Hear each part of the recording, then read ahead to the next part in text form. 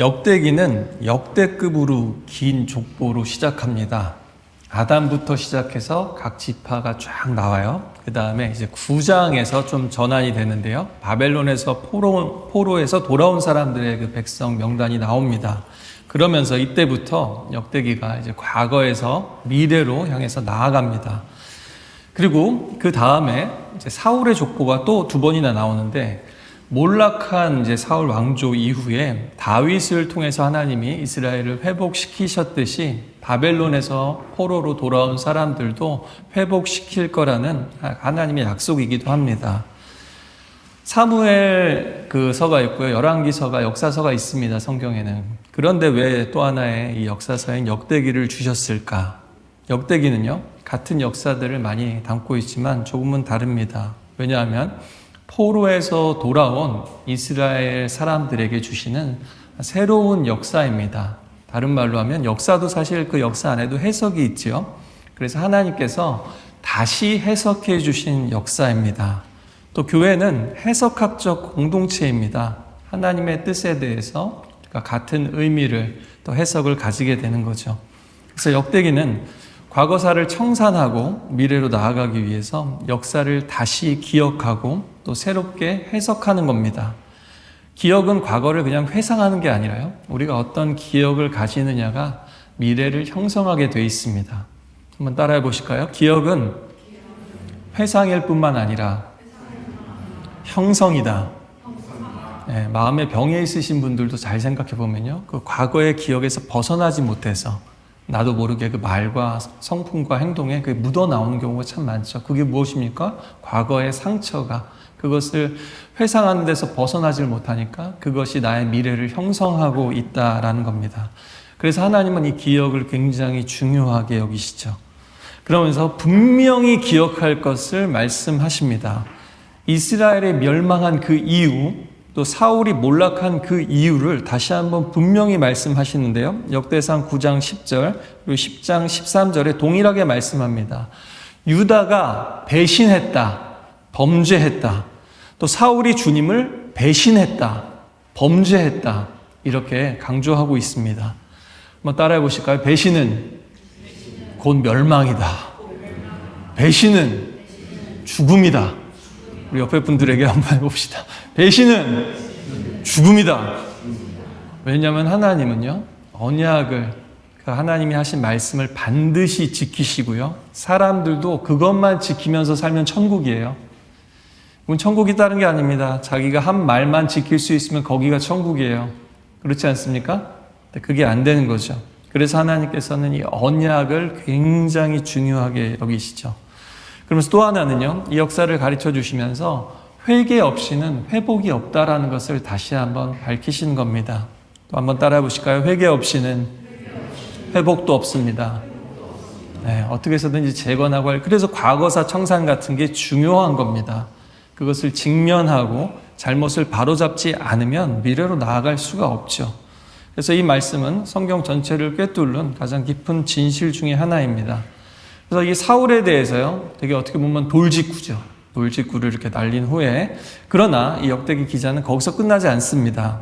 오히려 그 앞에 사무엘 열왕기에 있는 조금 더 안 좋은 이야기들, 분열과 갈등의 이야기들은 생략해요. 예를 들면 다윗이 사울에게 쫓기면서 그 수년 동안 어떻게 내전 아닌 내전을 치르게 되거든요. 근데 그 이야기는 싹 생략해 버립니다. 대신에 이제 연합의 장면을 또한 강조해요. 그러면서 온 이스라엘이 오늘 1절 보니까 온 이스라엘이 헤브론에 모여서 다윗에게 말합니다. 우리는 당신의 골육입니다. 골은 뼈고요, 육은 살이죠. 그래서 우리는 당신의 뼈와 살입니다. 성경에서 뼈와 살이라고 고백하는 게 기억나세요? 어디에 나오죠? 그렇죠. 아담이 누구에게 고백했어요? 하와에게 뭐라고 고백했죠? 이는 내 뼈 중에 뼈요, 살 중에 살입니다. 이거는 근데 이 백성들이 다윗에게 이런 고백을 한다는 거예요. 사랑 고백이잖아요. 이거는 정치적인 수사가 아니라 아담이 하와를 보고서 기뻐서 외쳤던 그런 고백인 겁니다. 두려움 없이, 계산 없이 서로를 받아들이고 서로를 지탱하겠다라는 깊은 연합의 언어입니다. 우리는 당신과 운명을 같이 하겠습니다. 라는 결단이기도 합니다. 우리 옆에 분들에게 한번 고백해 볼까요? 내 뼈 중에 뼈요, 살 중에 살이십니다.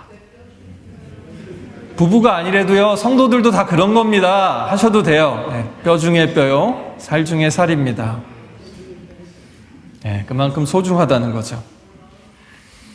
이전에는 내란이 있었습니다. 분열이 있었어요. 구테타가 있었습니다. 그리고 나라가 망했습니다. 하지만 이제 뼈가 먼저 세워지고 거기 살로 채워지고 서로 지탱하며 흩어진 이스라엘을 하나님이 하나로 묶으시는 겁니다. 이 장면은 그냥 왕이 취임하는 장면이 아니라 하나님의 진정한 회복 프로젝트가 이제 다시 가동되고 있다라는 거죠.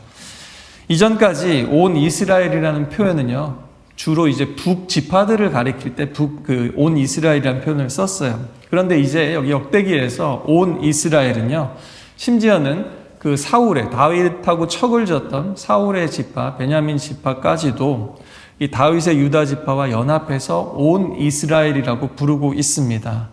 원수되었던 사람들까지도 이제 하나같이 고백하면서 다윗이 우리의 목자입니다 라고 인정하는 겁니다. 이제 하나의 나라일 뿐 아니라 하나 된 하나님의 사람들이라고 서약하는 거죠. 그러나 오늘 우리가 살아가는 세상은 참 이게 어렵습니다. 여러분, 정치가 바뀌고 또 이 정권이 바뀌어도요, 대통령을 뭐 야당 여당 할 거 없죠. 이번만이 아닙니다. 그렇지 않나요? 대통령을 대통령으로 인정 안 해요. 내가 뽑은 사람 아니면. 그렇죠? 네. 또 우리 트럼프와 머스크가 의기투합해가지고 대선에서 승리했는데 지금 또 다퉜더라고요. 트럼프와 머스크는 화해를 할까요? 우리가 살아가는 세상은 이렇게 금세 연합했다가 금세 어떤 돈 문제, 이익이 걸리면 흩어지곤 합니다. 안타까운 것은 오늘날 이 시대를 닮아서 교회들도 성도들도 그럴 때가 참 많다라는 거죠. 그러나 오늘 이 하나님의 공동체에 대해서 말씀하시면서 교회는 달라야 되지 않겠는가 말씀하는 겁니다. 서로 다른 배경과 출신과 또 과거와 상처와 정치적인 입장을 가졌지만 우리는 예수 안에서 진정으로 하나 될 수 있음을 믿습니다. 그래서 특히 교회 정치 얘기하실 때 좀 삼가고 조심하세요. 나랑 다른 견해를 가진 사람들이 있다라는 것을 늘 전제하시고 조심스럽게 접근하셔야 됩니다. 그렇다면 사울에게는 없고 다윗에게는 있는 것이 무엇일까요? 다윗에게는 있고 사울에게는 없었던 것이 무엇일까요? 가장 분명하게 다윗은 하나님의 마음에 합한 사람이라고 했어요. 근데 하나님의 마음을 단적으로 표현하는 말이 목자의 마음입니다. 우리 하나님은 여호와는 나의 목자시니, 우리 예수님도 뭐라고 하셨어요? 나는 선한 목자라. 그래서 하나님이 하나님 자신을 표현하실 때 목자로 말씀하시고 또 우리에게 다가오십니다. 사울은 어떻게 보면 처음에 보통 사람보다 머리 하나 더 크고요. 굉장히 인품도 괜찮았어요. 겸손해 보였습니다. 그런데 문제는 무엇이냐면요, 좋은 목자가 된다라는 것이 무엇인지를 배우지 못했습니다. 목자의 심령을 가지지 못했습니다. 성경은 분명하게 말합니다. 지난번에도 말씀드렸지만 좋은 양이 좋은 목자가 된다. 따라해 보실까요? 좋은 양이 좋은 목자가 된다. 다른 말로 하면요, 좋은 팔로워가 좋은 리더가 된다라는 겁니다. 그게 세상과는 좀 다른 거예요. 사울 왕은 왕이 되었지만 하나님 의지하지 않았습니다.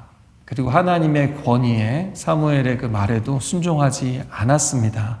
반면에 다윗은요, 들판에서 오래 자랐습니다. 아무도 보지 않을 때부터 양을 치면서 하나님을 의지하는 법을 배웠고요, 목자의 심령을 갖추게 되었습니다. 왜냐하면 목자는요, 꾸준히 일을 해야 되거든요. 양들하고 함께 있어야 되거든요. 양들은 길을 잘 잃습니다. 헤맵니다. 목자만 따라옵니다. 또 밤새 어떨 때는 양을 지키고 있어야 됩니다. 그 문을 지키고 있어야 됩니다. 또 맹수들이 공격해오면 약합니다. 그래서 양보다 먼저 위험 속에 들어가는 사람이 목자라는 것을 다윗은 자신의 삶을 통해서 배웠습니다. 그뿐만 아닙니다. 사울과 달리 다윗은 오랜 광야 시간을 겪었고요, 억울한 시간을 겪었고요, 자기의 생각대로 되지 않는 혹은 하나님의 위대한 약속을 받았는데 이게 왜 안 이루어지지? 오히려 더 꼬이고 말리고 예측 불가능한 위험한 상황으로 하나님이 다윗을 몰고 가셨습니다. 그것이 바로 그의 인생의 광야죠. 그러다 그는 거기서 빚어졌습니다. 하나님의 목자로, 하나님을 진정으로 의지하는 사람으로, 또 다른 사람들을 돌보고 케어할 수 있는 사람으로 거기서 빚어진 겁니다. 그래서요, 이 성경에서는 오늘도요, 그냥 왕이라는 표현이 아니고요, 원문에는 리더에 가까운 그런 단어를 사용하고 있어요. 그냥 세상 왕과는 좀 다른 지도자가 필요하다는 겁니다. 목자이면서 진정한 하나님의 리더. 이것은 어떤 전투력이나 전략이나 전술보다도 정치적인 어떤 타협이나 그런 능력보다도 돌봄과 책임, 사람들을 향해서는 그렇고요. 하나님 앞에서는요, 절대적인 순종입니다. 그런 사람을 하나님은 목자로 세우세요. 그래서 다윗은요, 자기 스스로 뭘 구하지 않았습니다. 스스로 자리를 차지하려고 애쓰지 않았어요. 권력을 추구하지 않았습니다. 다만 그는 하나님이 부르실 때 응답했습니다. 또 하나님의 이름이 짓밟히는 것 같을 때 내가 하나님의 이름으로 나간다라면서 믿음으로 나갔을 뿐입니다. 그래서 사울을 제거할 수 있는 기회가 왔을 때도요, 그는 하나님의 권위에 자신을 맡겼고 순종했습니다. 그의 리더십은 쟁취한 게 아닙니다. 하나님으로부터 주어진 겁니다. 그리고 오늘 더 놀랍게도 공동체가 고백하면서 왕으로 인정하고 있습니다. 하나님의 연단을 받은 사람, 하나님이 인정하시는 사람을 이제 하나님의 공동체도 깨닫게 되고 알게 되고 세우는 그런 과정 가운데 있습니다. 9절에는요, 그러면서도 동시에 만군의 주님께서 그와 함께 하셨기 때문에 다윗이 강해졌다, 강성해졌다라고 말합니다. 이것이 바로 하나님의 리더들, 여러분도 다 세상에서 하나님의 리더로 이제 나가셔야 돼요. 이게 우리의 힘입니다. 이게 세상 사람들은 알지 못하죠. 다윗은 오래전에 기름 부음을 받았지만 이 자리에서야 공적으로 인정을 받게 돼요. 그 말은요, 다윗 혼자만 잘한다고 되는 게 아니라 또한 이 백성들도 그것을 알고 리더로 인정을 해야 되는 시간들이 있다는 겁니다. 다른 말로 하면 부르심은 혼자서 완성되는 게 아니에요. 뭐 논문 쓰고 또 일터에서 뭐 일하고 인정받는 것은요, 우리의 성취와 성과로 될 수 있지만 이 부르심은 그렇지 않습니다. 공동체 안에서 숙성되어지고 하나님의 손에 의해서 하나님의 섭리와 경륜 속에서 빚어지는 겁니다. 그리고 오늘 우리도 이런 같은 부르심을 받았습니다. 그래서 믿음이 자란다라는 거는요, 그냥 성도가 혹은 새신자가 이제 목자와 같은 사람으로 누군가를 이끌고 돌볼 수 있는 사람으로 자라간다라는 뜻이기도 합니다. 세상의 높은 자리가 아니라 뭔가 지저분한 자리도 먼지 묻는 자리도 마다하지 않는 사람이죠. 권력을, 자리를 지키려 하기보다는 맡은 사람을 지키려는 사람입니다. 권력을 지키는 게 아니라 뭐라고요? 사람을 지키는 사람. 이미 얻은 사람들로 만족하지 않고 이용하지 않고 잃어버린 한 사람을 기꺼이 찾아 나서는 사람, 바로 다윗과 같은 사람, 또 우리 예수님과 같은 목자입니다. 우리 성도일 뿐만 아니라 하나님이 목자라고 부르시는 우리 여러분들 한 분 한 분 되시기를 축복합니다. 두 번째로 오늘 역대기가 보여주는 공동체는요, 예배 공동체입니다. 4절부터 10절까지의 내용을 보면요, 다윗이 이스라엘 왕으로 세워진 후에 가장 먼저 한 일이 무엇인지 아십니까? 예루살렘 성을 정복한 겁니다. 신명기에 보면 여부수 족속을 몰아내라 그랬는데요, 이스라엘 역사를 보면 안타깝게도 여러 번 시도를 했지만 궁극적으로 완전히 점령하지를 못했어요. 근데 다윗 때에 이르러서 이 난공불락의 요새를 이게 좀 높은 데 있거든요. 그래서 여기를 정복하고 새로운 수도로 삼습니다. 다윗성 시온이라고도 부르고요, 하나님의 이름이 머무는 곳이라고 하나님께서 말씀하셨습니다. 그런데 이게 수도 정하는 게 쉽지 않잖아요. 우리나라도 행정수도 이게 바꾸는 게 쉽지 않은데요, 왜 예루살렘일까 좀 생각해 볼 필요가 있습니다. 첫 번째로요, 지금 일어났던 포로 후에 또 지파들이 뭔가 분열되어 있는 상황에서요, 하나님께서 되게 의미 있게 이 자리를 또한 이전부터 예비하신 겁니다. 지리적으로 먼저 보면요, 이 흩어진 이스라엘 전역 중에서 그 중심 쪽에 있습니다. 예루살렘이요. 그래서 12지파 모두에게 어떤 중심이 되는 지역이고요. 또 이전에 그 수도였던 헤브론과는 달리 어떤 특정 지파에게 속하지를 않았어요. 그러니까 정치적으로 이 여부수 족속에게 계속 속했던 땅이기 때문에 이번에 다윗이 새로 취했잖아요. 그러니까 이스라엘의 어떤 지파에게도 아직은 속하지 않은 땅, 전유물이 될 수 없는 땅입니다. 혹은 그렇게 되지 않도록 세팅을 한 거예요.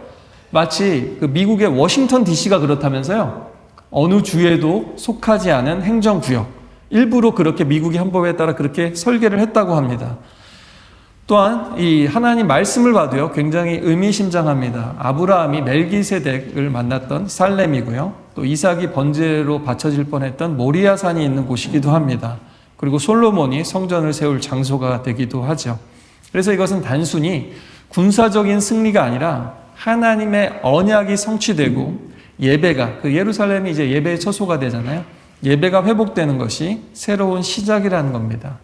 언약궤를 갖다 놓고 또 성전이 세워지고 하나님의 이름이 머무는 거룩한 예배의 처소가 되는 것. 이것이 하나님이 시작하시는 일입니다. 역대기도 그래서요. 그 제사장들과 레위인이 돌아오고 세워지는 것을 또 먼저 기록하고 있습니다. 다시 한번요. 역대기는 그렇다고 해서 과거의 잘못을 그냥 덮지 않습니다. 사울의 몰락을, 그 범죄를 분명하게 기록해요.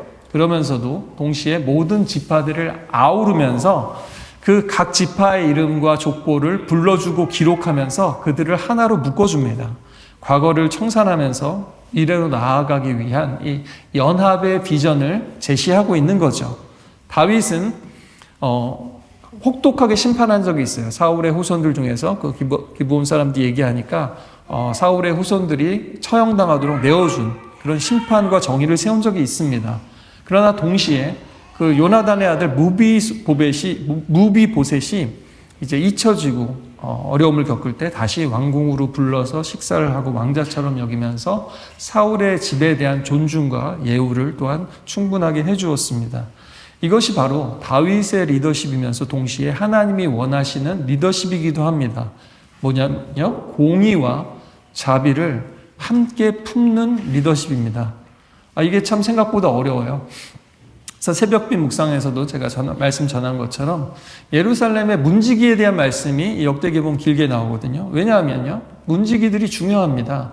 성전 안에 무엇이 들어오면 되는지, 무엇이 들어오면 안 되는지, 어떤 사람이 들어와도 되는지, 어떤 사람이 들어오면 안 되는지, 이런 분별을 하는 역할을 하는 게 바로 그 레위인들이고 또 문지기들이었습니다.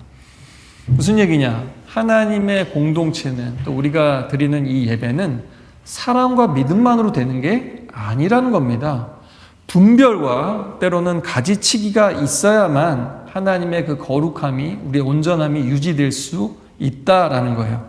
놀라운 것은 하나님께서 아무도 그 주목하지 않았던 그 땅을, 이방에게 속했던 땅을 다시 한번 선택하시고 거기서 분열됐던 백성들을 새로운 수도에서, 그 무너진 자리에서 무명의 사람들, 또 무명의 용사들과 함께 하나님의 새로운 나라를, 새 일을 시작하셨다는 겁니다. 이것이 바로 하나님의 방식입니다. 다윗이 왕이 된 것도 이런 어떤 전술이나 협상의 결과가 아니라 9절에 나오는 말씀처럼 만군의 주님께서 다윗과 함께 계심으로 하나님의 임재가 이 모든 것을 가능하게 한 겁니다. 하나님의 임재가 우리의 힘입니다. 한번 고백해 볼까요? 하나님이 함께 하심이 우리의 힘입니다. 네, 하나님이 함께하는 사람은요, 두려울 게 없습니다. 그렇죠? 그래서 역대기는요, 왕보다도 먼저 어떤 행정적인 지도자들보다도 예배의 지도자들을 먼저 세우고 있다라는 거예요. 그래서 제사장, 레위인, 노래하는 사람들, 문지기들을 먼저 세우고요. 예루살렘의 예배와 성소를 바로 세웁니다. 하나님의 임재가 중요한데 하나님의 임재는 예배로부터 시작된다는 거죠. 전쟁의 승리가 아니라 하나님의 임재에 대한 열망이 그 중심입니다. 그렇죠? 우리가 예배 드릴 때도 무엇을 사모해야 됩니까? 교제도 사람이 아니라 결국에는 내가 오늘도 주님을 만나고 주님의 음성을 듣고 뭔가 주님이 일하심을 느낄 수 있는 것. 그것이 참된 예배입니다. 역대기에서 하나님이 레위인과 노래하는 자들과 문지기를 일일이 기록하신 것처럼 아마 이 시대에도 오늘 옥스포드 한인교회를 보시면서도 하나님이 명단을 쭉 읊으실 것 같아요. 우리 찬양팀의 명단, 또 설교에서 그 사모하는 마음으로 듣고 있는 분들, 또 다른 사람들을 위해서 기도하시는 분들, 또 교사로 섬기시는 분들, 주방에서 또 안내자로 섬기시는 분들, 헌신하시는 분들을 역대기의 그 이름 하나하나 우리가 다 유명한 사람이 아닌 분들도 굉장히 많아요. 그런 것처럼 우리의 이름을 기록하고 기억하신다는 것을 여러분도 꼭 기억하셨으면 좋겠습니다. 그러나 역대기는 그 밸런스를 잘 맞춰요. 그러면서도 뭐냐면요, 더 중요한 것은 무엇이냐? 헌신한다고 은혜 받는 건 아니다. 좀 교회 생활 해보신 분들은 알 거예요. 헌신한다고 반드시 은혜 받고 변화되는 것은 아닙니다. 정말 주의해야 되죠. 그러나 분명한 것은요, 은혜 받으면 헌신하게 돼요. 그건 건강한 겁니다. 그렇지 않나요? 은혜 받은 사람은 반드시 변화됩니다. 그러니까요, 헌신해서 은혜 받을 것이 아니라 은혜 받는 데 집중해서 우리가 헌신하는 사람으로 변해가야 될 겁니다. 우리 1986년이래요. 저희 교회가 세워진 게. 꽤 오랜 세월이죠. 그때부터 지금까지 자리를 지킨 우리 귀한 충성된 우리 하나님의 사람들도 계시지만, 그와 동시에 제가 작년에 부임했거든요. 8월에 부임했는데 지금 한 10개월 됐나? 멤버들이 지금도 보면요, 많이 바뀌셨어요. 우리 교회 성도님들이. 그렇죠? 근데 지금 저는 10개월인데 우리 장로님 10년, 20년, 그렇죠? 그 오랜 세월 동안 얼마나 많은 분들이 바뀌었다는 얘기입니까? 근데도 동일하게 우리가 이 자리에서 하나님을 예배하고 있다는 게 놀랍지 않습니까? 첫 번째 무엇에 놀라야 돼요? 교회의 주인은 하나님이시다. 이 자리를 하나님이 예비하셨고 또 하나님이 이 교회를 축복하고 지키신다는 것. 그와 동시에 놀라운 게 무엇입니까? 그 무수한 세월 동안 그 뿌리를 내리면서 이 자리를 지키셨던 귀한 분들과 또 동시에 우리가 이름도 몰라요. 근데 와서 그렇게 이 교회를 사랑하고 헌신하고 떠나신 분들, 또 보내주세요. 또 헌신하시는 분들을, 또 지금도 새로 오신 분들이 계시지 않습니까? 빈자리를 채우시고 하는 그 또 어떤 사람의 헌신을 통해서 이루어지는 하나님 나라의 놀라움, 하나님의 은혜와 사람들의 충성과 헌신의 이 놀라운 이 어떤, 이게 바로 우리 교회가 증인 아니겠습니까? 그렇죠? 증거 아니겠습니까? 그래서요, 우리 먼저 하나님의 은혜가 머무는 곳에 머무는 하나님의 사람들 되셨으면 좋겠습니다. 그와 함께 사람들이 몰라줘도 우리 하나님 한 분 보면서 끝까지 충성하고 헌신한 여러분 되시기를 부탁드립니다. 마지막으로 거룩과 낭비의 공동체입니다. 하나님의 공동체는요, 다윗의 용사들 명단이 호명되는데요. 아마 오늘날로 치면 오늘 이제 언급된 사람들이 전장에서 피를 흘리고 위험 속에서 왕을 지켜낸 사람들, 아마 특수부대나 대통령 경호 초청되지 않을까, 왕을 가까이에서 보자 하는 사람들입니다. 그런데 이들은 어떤 이들의 스펙이나 어떤 전투력 이런 것을 강조하지 않습니다. 10절은 이렇게 얘기합니다. 다윗이 왕이 될 수 있도록 그를 힘껏 도왔다. 14절은요, 여호와께서 큰 구원을 이루셨다. 다시 한번 분명히 하죠. 하나님의 구원인데요, 하나님의 구원은 이 용사들의 헌신을 통해서, 백성들의 헌신을 통해서 또한 이루어졌다라는 겁니다. 그래서 하나님의 구원은요, 하늘에서 그냥 갑자기 뚝 떨어지는 게 아니에요. 땅에서 사람들의 손을 통해서 현실이 되도록 하십니다. 하나님은 사람들의 손과 발, 피와 땀을 통해서 구원의 역사를 이루시는 거예요. 오늘 17절은요, 참 마음에 많이 남죠. 다윗이 이 베들레헴 고향이잖아요. 그리웠나 봐요. 그 앞에서 이제 저 땅을 이제 취해야 되는데 아직 취하지 못하고 있어요. 이제 전선이 펼쳐졌는데 누가 나로 하여금 베들레헴 성문 곁에 있는 오물물을 나에게 떠다 줄까? 한마디 했어요. 단순히 갈증의 표현만이 아니라 이 어떤 어릴 때 뛰어놀던 곳에 대한 기억, 또 음식, 냄새 이런 것들이 떠올랐던 것 같습니다. 우리도 영국에서 있다 보면은 한국에서 어머님이 해주셨던 그 집밥, 혹은 고국의 그 어떤 자연을 그리워할 때가 있듯이 아마 다윗도 그랬던 것 같습니다. 그리고 단순히 그냥 향수가 아니라 가고 싶다, 마시고 싶다, 몸이 먼저 반응하는 거죠. 그런데요, 용사들은 몰랐지만 사실 이것은 믿음의 고백이기도 했습니다. 베들레헴은 이방인 그 손에 있고요. 하나님이 약속하신 땅임에도 불구하고 다윗은 하나님의 땅이 회복되기를 바란 겁니다. 그 베들레헴이요. 그런데 놀라운 일이 일어났습니다. 명령도 아니었는데요. 이 세 사람이 뛰쳐나갑니다. 다윗은 어떻게 보면 자기가 얘기해놓고 잊었을지도 몰라요. 그런데 이들도 똑같아요. 몸이 먼저 반응하는 겁니다. 적진을 뚫고 목숨을 걸고 베들레헴 성문 곁에 우물에서 물 한 바가지를 떠옵니다. 단지 물이 아니었습니다. 이것은 이들의 생명이고 충성이고 사랑이었습니다. 그러니까 뼈 중에 뼈요, 살 중에 살이로다 한 것처럼 계산하지 않았고 조건도 따지지 않았습니다. 진짜 헌신이라는 게 몸을 던지는 거죠. 이런 겁니다.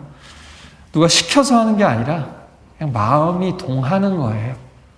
사람은 이러면 사실 모든 게 문제되지 않거든요.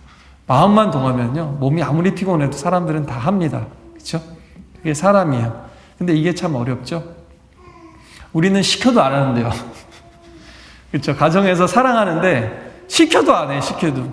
근데 이 용사들은 어떻습니까? 가족이 아니라 왕인데 시키지도 않았는데 왕이 얼마나 원하는지 간절한지를 아니까 자신들이 자원해서 나간 거죠. 장자크 루소가 가장 깊은 감동은 가장 단순한 행동 속에 있다, 이렇게 얘기했습니다. 마음이 움직이면 사람은 몸도 멈추지 못하는 겁니다. 사랑은 그런 거예요. 계산보다 행동이 앞서죠. 때론 무모해 보여도 이럴 때 우리는 가장 순수한 사랑을 확인할 수 있습니다. 우리 옆에 있는 사랑하는 분들에게 한번 고백해 보실까요?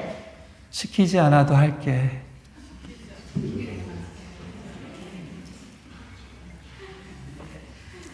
자신 없으신 분들은요, 저처럼 하셔야 됩니다. 시켜만 줘. 다 해볼게. 예. 시키는 것만 잘해도요, 가정이 굉장히 화목하고 주님의 은혜가 충만할 줄 믿습니다. 근데 더 나아가서 시키지 않아도 할 수 있으면요, 와, 이거는 정말 천국입니다. 할렐루야. 네. 교회와 가정에서 천국을 누리시길 바랍니다. 근데요, 더 놀라운 게 있어요. 이 물 얼마나 감동적인 물이에요. 고맙다 그러면서 이걸 마셔야 되는데 다윗이 마시질 않아요? 그러면서 그걸 부어버립니다. 여기서 부었다라는 이 표현은요, 성전에서 그 포도주를 전제로 하나님께 제사 드릴 때 쓰는 표현이에요. 기름을 그 제단에 붓듯 생명을 하나님께 드릴 때 쓰는 표현입니다. 제사 용어예요. 구약에서 피는 생명입니다. 그래서 마시면 안 돼요. 땅에 흘리거나 제단에 하나님 앞에 쏟아 드려야 됩니다. 레위기 17장 14절에 보면요, 피는 곧 모든 생물의 생명이기 때문이다. 그래서 너희는 어떤 생물의 피도 먹지 말라, 분명하게 말씀하시죠. 다윗은요, 그 물을 못 마시겠는 거예요. 왜냐하면 물이 피 같은 거죠. 마셔서는 안 되는 저들의 생명 같은 겁니다. 진짜 생명이죠. 그래서 그가 했던 말을 후회했을지도 모릅니다. 그럼에도 불구하고 다윗은 또 목자죠, 지도자죠, 하나님의 마음을 너무 잘 아는 사람이죠. 그러니까 메시지를 명확하게 합니다. 이 사건을 통해서. 뭘 전하고 싶은 거냐면요, 그 물을 부으면서 진정한 왕은, 하나님의 목자는 자신의 욕망을 위해서 백성들을 희생시키지 않습니다. 않겠습니다. 라고 다짐하고 고백하는 겁니다. 그리고 봉사 여러분, 그리고 모든 백성들, 우리가 목숨을 걸어야 할 일이 있다면 그것은 오직 하나님의 뜻과 말씀과 그 나라를 위해서입니다. 라고 얘기하는 거예요. 오늘날 근데 생각해 보세요. 오늘날 만약에 우리가 현대적인 상황에서 이런 일이 벌어졌으면은 여러분, 다윗하고 더 이상 같이 안 있고 싶어 하실 분들도 많이 계실 것 같아요. 아니, 내가 목숨을 걸고 이 물을 떠다 드렸는데 이거를 안 드시고 이거를 부어버려요? 아마 현대적인 상황이면 진짜 그렇게 느끼실 분들이 많을 것 같아요. 너무나 섭섭하고 너무나 이해되지 않고 너무나 화를 냈을지도 모릅니다. 세상의 논리로 보면요, 이건 뭡니까? 낭비예요. 아무것도 남지 않는 거예요. 갈증도 해소가 안 되고, 그렇죠? 아무 도움이 안 된 거죠. 그런데요, 성경은 주의하라고 합니다. 하나님의 원리는 때로는 세상 사람들이 보면 너무 낭비처럼 보이는데 그야말로 가장 소중한 거룩함이고 예배다라고 가르쳐 주시는 거예요. 그래서 여러분, 여인이 예수님께 향유를 부어드렸을 때 딱 이런 말 한 사람이 있어요. 누군지 아세요? 가룟 유다. 가룟 유다 뭐라 그랬는지 아세요? 저 비싼 향유를 낭비하다니! 저거를 팔아서 가난한 사람들에게 구제해야지.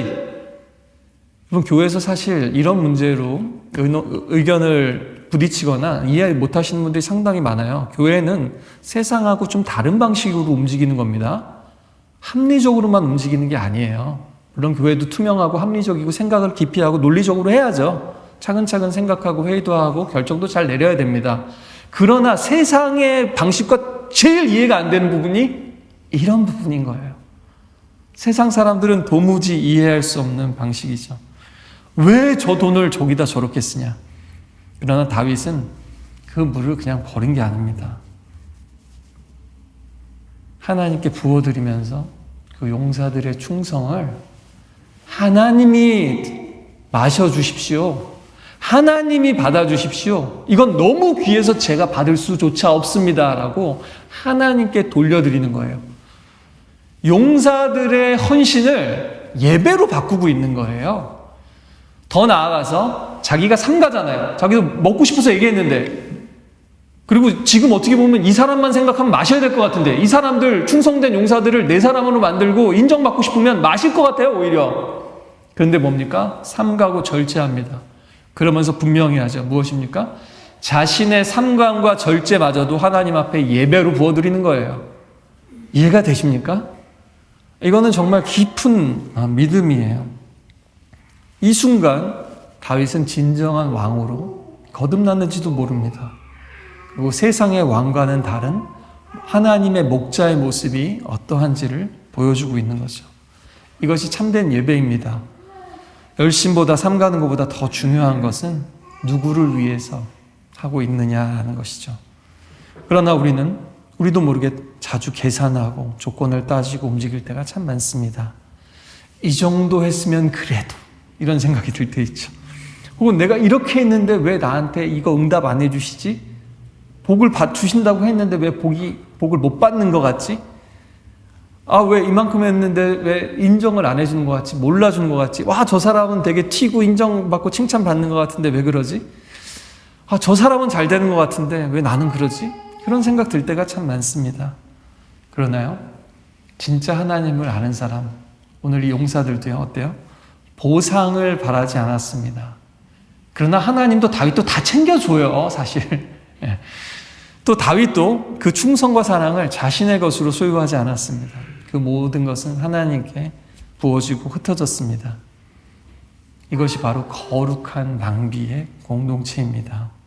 그리고 또한 이 공동체는 뼈와 살의 공동체이고 피와 살의 공동체입니다. 놀라운 사실은요, 다윗은 그 물을 마시지 않았지만 우리 예수님은 마시셨다는 겁니다. 이 잔을 옮기게 해주십시오. 다윗은 그 단물이었어요. 그 시원한 물인데도 마시지 않았는데 오히려 예수님은 그 독이 든 잔을, 그 쓴 잔을, 죽음의 잔을 마시셨습니다. 죄와 죽음의 잔을, 우리가 마셔야 되는 그 죽음의 잔을 예수님께서 대신 다 받으셨습니다. 그러면서 나는 선한 목자라, 나는 내 양을 알고 양도 나를 아느니라. 아버지께서 나를 아시고 나도 아버지를 아는 것 같으니 나는 양을 위하여 목숨을 버리노라. 이렇게 말씀하시고 이 말씀대로 행동하셨습니다. 여러분, 가장 놀라운 낭비는 누구의 낭비일까요? 우리의 헌신도, 우리의 물질도, 우리의 몸도 때로는 참 낭비처럼 보일 때가 있지만 사실은 무엇입니까? 우리 예수님의 그 십자가에서 찢어주신 그 살과 그 피와 생명이야말로 비교할 수 없는 가장 거룩한 낭비이고, 낭비한 것처럼 보였지만 그 낭비 때문에 우리가 살게 되고 모두가 살게 되는 가장 남는 장사였습니다. 그게 하나님의 방식입니다. 그때는 아무도 이해할 수 없었죠. 죄인 중에 괴수 같은 우리들을 위해서 죄 없는 하나님의 아들이 죽으시다니. 그러나 그 덕분에 우리 모두는 생명을 얻었습니다. 그리고 그분이 오늘 우리에게 물으십니다. 너는 너 생명을, 너 인생을 어떻게 사용하겠느냐? 예배란 오늘 예수님의 질문 앞에 응답하는 겁니다. 우리도 고백하고 살아내는 거죠. 진정한 예배자, 진정한 목자로 세워지는 저 여러분들 되시길 주님의 이름으로 축복합니다. 우리는 서로 뼈와 살입니다. 피와 살입니다. 서로를 향한 책임과 의무가 있다는 얘기죠. 때로는 멀리 떨어져 있어도 끝까지 믿음으로 함께 가겠다는 약속이고, 넘어졌을 때 혼자 일어나지 않고 함께 일어나겠다는 다짐입니다. 우리 다시 한번 왕 되신 주님, 진정한 목자 되신 주님 앞에 우리 찬송하며 나아가겠습니다.